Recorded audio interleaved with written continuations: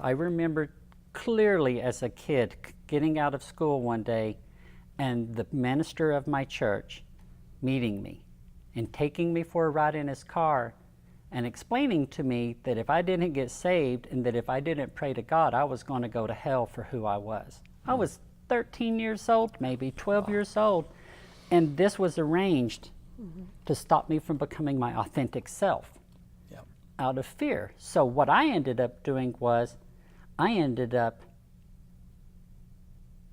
not liking myself anymore. And I tried to become this spiritual Southern Baptist person, what I thought was a spiritual Southern Baptist person. You pray at every meal.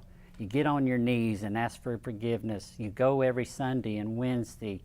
You do all of these things, but I wasn't doing any of them for the right reason. I was doing them because I was terrified of going to hell. And so what it developed to for me was a lot of prayer, a lot of prayer. I would pray that I would wake up and be a girl some mornings. This is when I was young. I would pray that I would wake up and not be transgender anymore. I would pray that I would be dead and not wake up.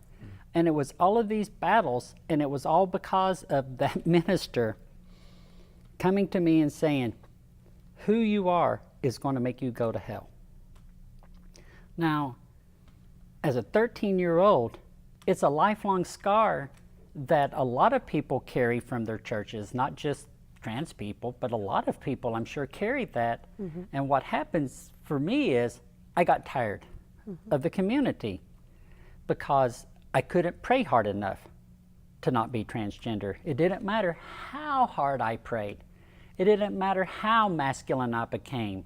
It didn't matter what I did in the church. I still had me as myself, and I couldn't shake it. So I ended up hating that side of myself.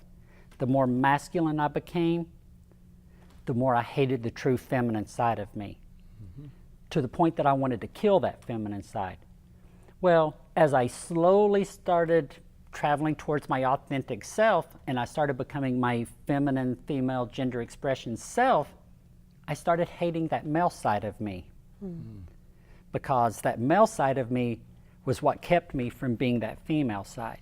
And so I could never have, it was always hate, all because of this one little silly meeting with a man who didn't really even know me. He was just the leader of my church, and my parents went to him and said, hey, can you talk to our kid and scare them out of doing this? And I look in the mirror now, and I'm like, that's Kelly Jenkins. And it doesn't matter. Some days I see a more masculine Kelly Jenkins when I look in the mirror. Some days I see a more feminine Kelly Jenkins when I look in the mirror. But I don't hate that person that I see when I look in the mirror anymore. And that's, I believe, through my spirituality. I think it's me connecting with the universe. You can say it's God, you can say whatever you want to say, but it's me understanding that I'm part of something far more important than just me, and that the best I can do is to be my authentic self, to be a better part of this bigger picture. I found that in churches, I couldn't do that. I just couldn't do that, unfortunately. If I can ask a personal question, do you have LGBT people in your church now that you're aware of? And are they in the middle of transitioning right now? And how is that working in the community? Are you all accepting if one day this person shows up looking this way and the next day they're looking entirely differently? It's got to be, I mean, it's hard, but how do you all accept that this person is in the middle of becoming their authentic self and it's changing constantly? Well, your description about the male and female and that hate bouncing back and forth is really powerful. And I can't imagine anyone who isn't willing to be on a journey to know themselves that would not be able to relate to that in a different way. But oh my gosh, and any 13-year-old, once they wake up, will realize that's part of it. But I'm 66, and that journey still goes on.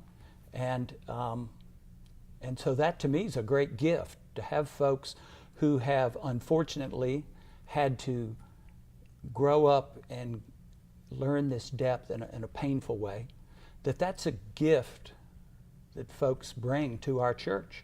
Because it is possible, if you have enough money and you're sort of always fit right in the sort of narrow New England, WASP kind of thing, then you don't ever have to go there. You don't ever have to really, you can just play that game until you're dying, and then you realize it was a game. And you weren't really playing it at all. You missed the point.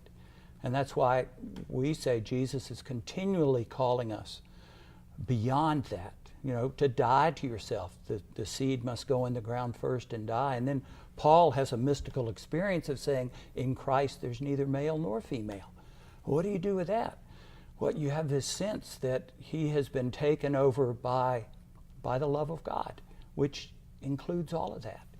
And so that struggle is so central to what being a follower is all about, and being a fellow human being. And once you find that struggle in yourself, then wherever someone else is struggling, you can say, yeah, you've got a different issue, but we got the same struggle.